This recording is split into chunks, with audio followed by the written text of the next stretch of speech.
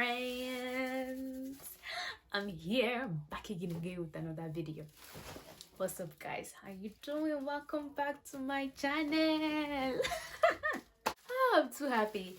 Anyways guys, today I'm going to be doing a get ready with me video. There's nothing in particular I'd like to talk about. I just wanted to create content for you guys, spend some time with me while I spend some time with you. You know, my love is your love. So without further ado, let's get into the video.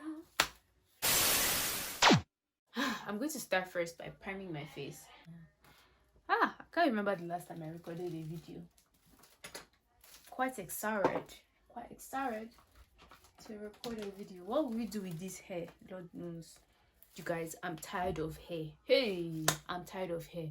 It's because doing hair in the United States is just so much money. If you don't know how to do it by yourself, or if you don't like doing it by yourself, it's just expensive. It's just expensive. Like, I can't go to the hair salon here and spend less than $100, just like 50,000 naira on hair to relax hair. It's too much. I don't know what kind of look we are going for today. I think today we'll go for like a neutral look. Look at me saying neutral look as if I used to do any other look before. Something devastating is happening. I just realized something yesterday. I realized that I'm turning 25 this year. Me and a lot of my friends, because it's not only me that will feel this unnecessary pressure. All of us must feel the pressure. We are turning 25. God. Where did time go? How is it that I'm already 25 years old? I can't believe it. I don't feel like I'm ready for 25 years. You know, it's just such a big age, and I still feel 22. I still feel 21. Like, I don't see myself, I don't identify as a 25-year-old to be. Like, I'm literally having a panic attack about it. Not really, but I'm just like so flabbergasted that this is my age. God, we're turning 25. It's not easy. It's really not easy. At the beginning of this year, I remember telling, and I hope this thing is recording. Lord God, please let this be recording. If I stand up from here and I realize that it's not recording, I'm going to cry. I'm going to cry. Anyways, like I was saying before I interrupted myself, I'm not ready to be 25. I'm getting to the point where I also feel like I'm tired. I'm sick and tired of uprooting myself constantly. I'm moving. In the last 7 years, I've moved like 1, 2, maybe up to 4 or 5 times in the last 7 years.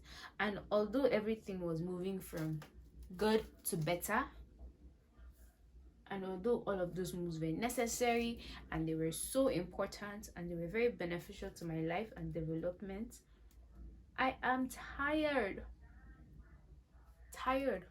of uprooting myself constantly. I think I'm ready to settle down now. Like, I'm ready to settle down. I'm ready to have a permanent residence. Like, to have a place I say, okay, this is my home. I don't have to move anywhere. Nothing. Because it hinders me from committing to certain things and just purchasing items. And in the grand scheme of things, that's not very important, purchasing items, right? But it's like sometimes I won't buy something, or I won't invest in something because I'm like, what if I have to move in a year? What if I have to move? This is something I either have to sell, let go of, or carry with me as I perambulate to the next location.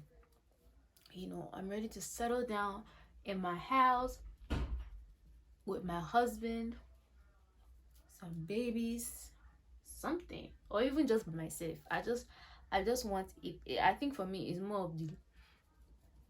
more of the location and having a permanent residence, like having a home that I would say, like, I don't want to move for the next 5 years. Like, I don't want to move at all. I just want to stay one place.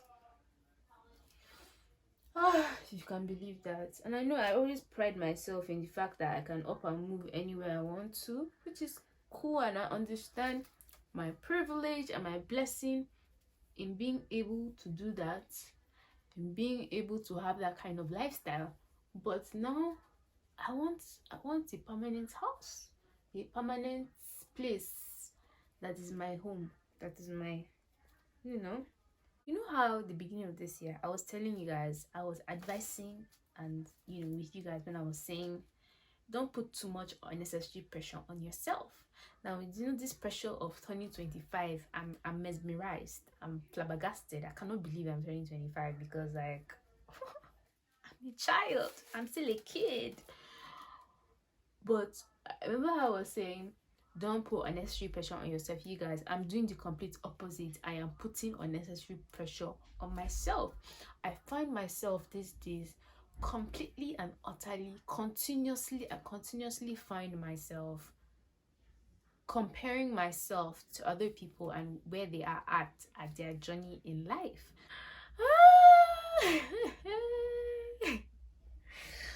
I'm about to be 25. What have I achieved?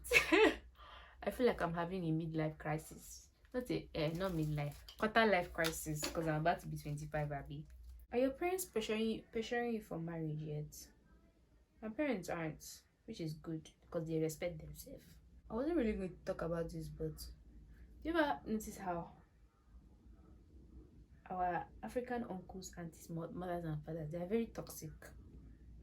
In fact, I think as a culture, we are all very, very toxic. We don't know how to mind our business, and we don't have etiquette and decorum. Eh? How will you see somebody of a particular size and you be like, you are fat too? Like, and with all seriousness too, with all conviction and confidence, you are confident in the words that are coming out of your mouth. You guys, I started standing up for myself. Any uncle, auntie, in fact, friend, anybody that say anything that I don't like, I'm going to stand up for myself and tell them to shut up. Shut up. What do you know about it? What do you know about it? People that comment on my body, on my face, anything I find offensive, I'm going to tell you to shut up. People are rude. People are rude. Hey. You need to start standing up for yourself, because if you don't say anything, they will continue to do it. They will continue to comment on it. If you don't tell them to shut up, they will continue talking. And we don't want that. So we need to start standing up for ourselves. All those people that feel like they can just say anything anyhow and be going. Yes, I was going to tell you guys updates. Now, my skin. Let me give you guys update on my skin journey. So you guys know I've been struggling with acne for the past few years, like maybe 2-3 years, and I've spent thousands of dollars on products, on estheticians, on treatments, on chemical pills. You name it, I've done it on this journey, and none of them have been working. To the point where I'm even seeing any difference, or like none of them are affecting any change. So I decided that what was necessary for me was to have a diagnosis, because you cannot be treating something that you don't have a name for or you don't have an understanding for. You understand? So I decided to diagnose myself, because the other people I was going to did not diagnose me. Like, how will you go to a doctor and they will not tell you what is wrong? Like, just straight off the bat, just start giving you treatments. Like, even if it was the other way around, let's say you went to the hospital to get checked out, they will tell you, okay, you have high blood pressure, so we are giving you this medication. This one, they're just giving me stuff and did not diagnose me and tell me, okay, this is what you have. So like I said before, I have hormonal acne, and the best way to treat hormonal acne is with medications. So I think they call them tetracycline medications. So it could be anything from Accutane, which is a very, very popular one. A lot of people take Accutane, doxycycline, or spironolactone, to control the hormones and kill the acne. So I recently started taking doxycycline and spironolactone, and I've seen the most difference. Like, my skin is still textured, but Like this is the flattest the surface of my skin has ever been in the last 2 years, and I've only been on it for like 2 to 3 weeks. So this is, I'm seeing a lot of difference and a lot of changes, and I'm very very happy that I decided to get on oral medication, because all the other things, all the other orishirishi people were doing was not working. I diagnosed myself and diagnosed the medication that I need, and I found somebody that would prescribe it for me. I knew what medication was going to be good for me. I needed something that was anti-inflammatory, and something that would control and kill the acne producing bacteria that we have in our body, or that I have in my body.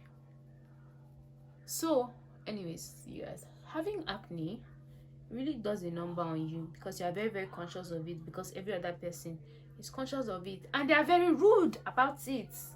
Anybody that's going to be rude to me, I will change it for you. I will change it for you. Anybody that try to tamper with my peace,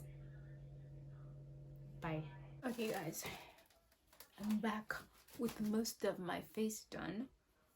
Oh, I was gonna say, I think I was saying that on this acne journey, it really takes a toll on you and your self-esteem, and it's up to you to surround yourself with people that look like you.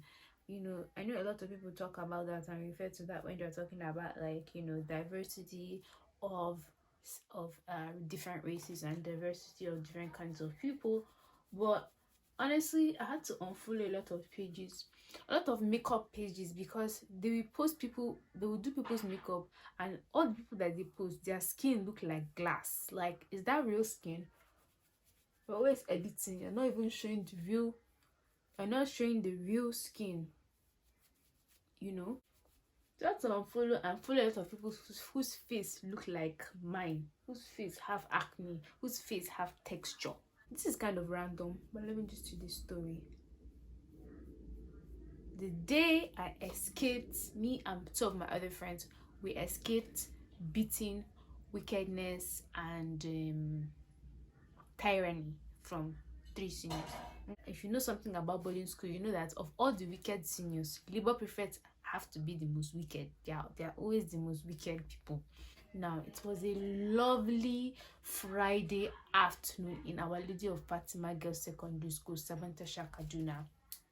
Best part about Friday was Friday rice. A lot of people look forward to Friday rice, because in the morning they used to give us beans, and not everybody used to like beans. Like me, I don't like beans, so I will not eat. So the hunger of the morning is spin over into the afternoon, and then everybody will be so excited to eat Friday rice. Okay, now, on each of the tables, the dining tables in school, we didn't all sit on one big table. There was a lot of tables, maybe 50 plus tables, and on each table there'd be at least, my rough estimate, 14 to 13 people on each table. If it was not enough, there would be probably 12. And sometimes some seniors used to do shakara and not come and eat. They will not come and eat Friday rice. They'll be doing shakara, do not come to class. Only God knows what they are doing. I guess since they were in SS3, they had other priorities. So that day they share the food. Everybody has their food. If you're not there, they'll still share your food and keep it for you. If you not arrive after a certain period of time, they'll share the food out, right? So me and my friends decided that since this senior, the labor prefect, she's probably doing labory things, let us sit. After food was done and after everybody had finished eating, we decided that okay, we'll stay behind and guard the food for her, so that she won't miss the food, and if she peradventure come into the dining hall, she will have her food. So therefore, we did not go for labor assembly. That's what we called it, labor assembly. And we're sitting in the dining, guarding her food, waiting for her to come and collect her food or claim her food.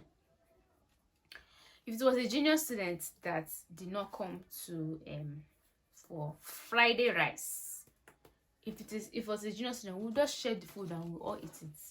But it was a senior student, and mind you, this person was the labor prefect, so you cannot be doing anyhow. You do want to die? No. It's now like 30 minutes after labor assembly, everybody has gotten their portions and they are now working and cleaning the whole school. Us, we skipped, so we didn't have any portions. All we have to do is look busy, look like we are doing something, even though we are not doing anything. An hour after, nothing. So we decided to graduate from the dining hall. So we carried the food, left the dining hall. Actually, there's 2 plates of food. 2 SS3 seniors did not come, and I think they were both labor prefects, or one was labor prefect and one was, what prefect was she? Like library prefect or something. I don't remember, but they're very, very good friends. So they decided that they don't want to come and eat the rice. So now, me and my 2 other friends, this is 2 plates of Friday delicious rice that is potentially ours because the seniors did not come. All right, an hour goes by, 2 hours goes by, and they did not look for their food. They did not come to they did not, like, there was no indication that they were interested in the food, because now it's like 2 hours, 3 hours later. So we took the food and went to the class. We sat in our class waiting, at the side of the stairs, waiting for, maybe they will send for us or something. But nothing happened. So me and my 2 other friends, we decided to eat the rice, eat the 2 plates of rice. We eat one base. I'll eat one base. They'll eat one of them will eat one base. Another person will eat one base. We're sharing it back and forth until we now finally ate all the 2 plates of rice. Right? We're very happy, very full, very very happy that oh, we have eaten something now. We have these seniors that are doing yanga. They are doing yanga for food.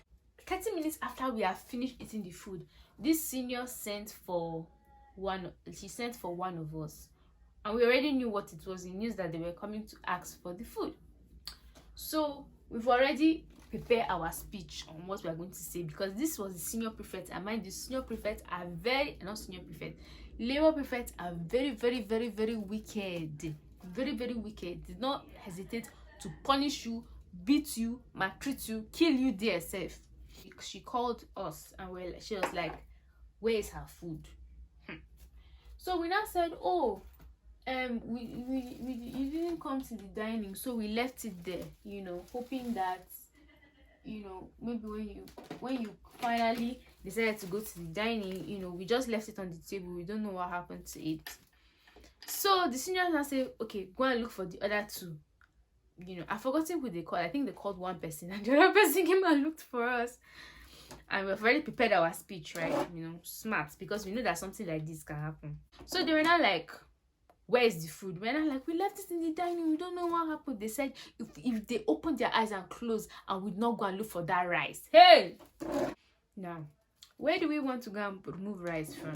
I don't know where they want us to go and pull rice from our asses, because there's no rice anywhere. They shared it. It's now 3 hours, 4 hours after lunch. You're asking us to go and bring rice from where we know. But we know that we have eaten it, We know this, but we cannot tell them that. We don't want to die. Hey! So we then pretended to go to the dining hall and pretended to be looking around for rice, And we came back. We're not like, seniors, there was no food in there, You have to be begging them, because it will stroke their ego, make them feel like they are important than, more important than they are. So they were like, if we don't go and bring, they're going to punish us. And like, okay, they're going to flog us. Me, I don't want to collect beating. Usually, when people are cleaning the dining hall, they usually scrape. When people eat and people share food, there's always crumbs of food on the table. So we saw a bowl at the back of the kitchen which contained rice. Now this rice is rice that they scraped off of tables, remnants of food. Let me just say remnant. Yeah, that's what it was. Remnants of rice from the tables. How would they know? So we scooped up some of this rice and took back to these seniors, and they ate the entire plate. Oi! After they ate it, and left. After they ate it, and then told us to kneel down, punished us for a bit because we wasted their time and we not go and bring the rice immediately. Allow us to go, and that's how we narrowly escaped wickedness, beating from the senior prefect, not senior prefect. What did I keep saying senior prefect? From labor prefect. The fear and tyranny that labor prefects, and be the fear and respect that a lot of labor prefects command in boarding schools is ridiculous. Ridiculous. As a labor prefect, you just have to be wicked because people will not respect you, and I understood that, but still, you don't want to enter inside their routes. Okay, so this is how we escaped the tyranny from those seniors. Now, I'm not very proud. I'm not very proud of the fact that we gave them remnant of rice to eat, but in my defense, they were going to kill us. They were going to kill us, and we could not tell them the truth. If not, I don't even want to think about what would have happened if we told them that we have eaten it. Go finish my makeup and I'll be right back. I'm supposed to record another video today, but my house is quite noisy, and I'm pretty sure in this video you will hear them speaking. You will hear them in the background laughing and talking and all that stuff. So I don't know if I'll record or not, but I want to because this makeup cannot waste. Thank you so much for getting ready with me. I hope you enjoyed my mini stories. I know it was kind of all over the place, but take it like that. Subscribe, like, share if you think it's worth sharing, and until next time, I'll see you. Okay, bye.